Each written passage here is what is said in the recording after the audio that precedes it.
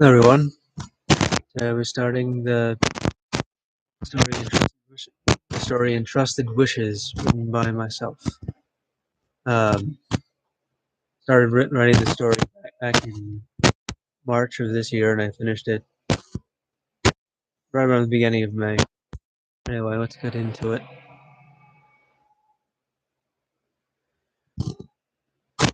Prologue and background. Many have heard theories about how the universe where we currently reside is not the only universe, but one of many parallel universes. In this story, however, our universe exists alongside of many fixed universes. You may find yourself asking what the difference is between fixed and parallel as it pertains to universes. The difference is one between time and space. Parallel universes refer to different timelines where one of such universes exists for every option of certain choices entities make. For example, if a person has a choice to make about which car out of several they wish to buy, and for each car the person could buy, a parallel universe exists where the person buys that car, or one where the person buys none of those cars. Fixed, fixed universes, however, refer to those to which an individual could potentially travel at any point in time, independent of choices entities make. In this story, in the modern age, in one timeline, there were as many as 30 fixed universes in what is known as the multiverse. However, this was not always the case. For the sake of efficiency, unless explicitly stated otherwise, from here on, the term universe shall refer to the fixed type. In the beginning of this multiverse, there were not but two universes. One was Dextrosia, a highly technologically advanced universe, with potentially politically progressive views on policy, both dimensional and interdimensional. This universe was led by one known as Joseph Quiblius, whose sons were named from eldest to youngest, Josh, James, and John. Joseph always had an otherworldly wisdom about him. Even in his youth, it was his wisdom that allowed him to ascend to be the leader of Dextrosia in the first place. His sons, too, seemed to have inherited their father's wisdom. Not only were Quibliuses wise, but they were compassionate as well. They held deep concern for the people of Dextrosia. Many believed these men were sent to them directly from the great creator of the multiverse. He who is above all and through all and in us all. The Quibliuses, being humble, always reminded the people that they were the same as them. They always preached about the great creator at every opportunity. The other universe was a tribal one named Babylonia. Their culture was one of conservatism and utilitarianism. The people of this universe did not have last names. Everyone knew one another not by family names, but by their deeds and actions. A man by the name Barnabas was their leader. The people of this universe were those who lived off the land, always praising the one who blessed them with the bountiful land in which they lived. The people of Babylonia were a very celebratory people, which meant that they always found a reason to celebrate good fortune, but also mourned with their kin when they had a reason to mourn. In all their celebrations and mournings, they never forgot to be mindful of He who provided all for them. They sang songs of praise and worship twice a week. Now both universes knew of one another and even traded with one another. The two universes lived in harmony alongside one another for a long time. One day, however, a new universe, known as Avalonia, appeared. Originally, the leaders of Dextrosia and Babylonia sought to meet together with the leadership of this new universe and extend their hands in friendship and welcome. However, when the new universe appeared, so did he who is known as the Great Tempter. He infiltrated the uppermost councils of leadership in both worlds, using his powers of deception and manipulation.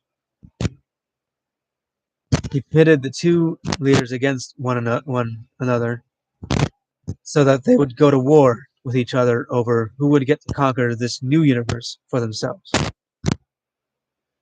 From either side of Avalonia came the military forces of the other two universes to battle one another. One such inhabitant of Avalonia, Simeon P. Petrus, heard of the events that were to come to pass, came between them in the battlefield, wielding the sword of divine light. At the same time, the sword's power was so mighty that it not only repelled the enemy forces on either side, but it also caused the two universes to each break into 14 other universes, including the one we live in today. After these events, the sons of Joseph Quibble's were placed outside of the multiverse's timeline until such a time when they were needed again. Avalonia still stands, however, in the center of the multiverse. Many eons later, one known as Simon Petrus was born. At the age of 5 years old, he and his closest friend Asia met an older boy named John Mystery. Asia, possessing a mature wisdom about her, noticed something off about this boy. Simon, trying to be a friend to all he met, was oblivious. John taught Simon about a specific trading card game he liked to play. The two boys played a match together, where Simon miraculously and inexplicably won against John, who made it very plain that he was a child prodigy of that game. There was a magical skirmish between the two boys, and Asia got caught in the crossfire. Mentally, Asia was never the same again, and her soul was corrupted. And Simon saw neither Asia nor John ever again after that. The bitter rivalry between Simon and Mystery was not solely due to Simon's miraculous victory in that card game. It was what happened to Mystery as a result, and eventually shed his given name with a name for a more powerful one, Galacticus. Though he killed many as he made this new name of his, feared by nearly all in the multiverse, there was one he sought to kill above all, Simon Petrus. However, his determination to get revenge on Simon for what had befallen him ultimately led to his own demise when his sword of prejudice clashed with Simon's sword of unity. Several months after his skirmish with Mystery, Simon was playing a game of make-believe, where he imagined there was a world where bubbles go when they pop.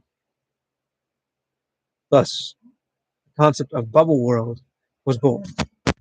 Little did he know, the Quibiliuses were replaced at that point in time into the timeline. It was a frame without content several years after.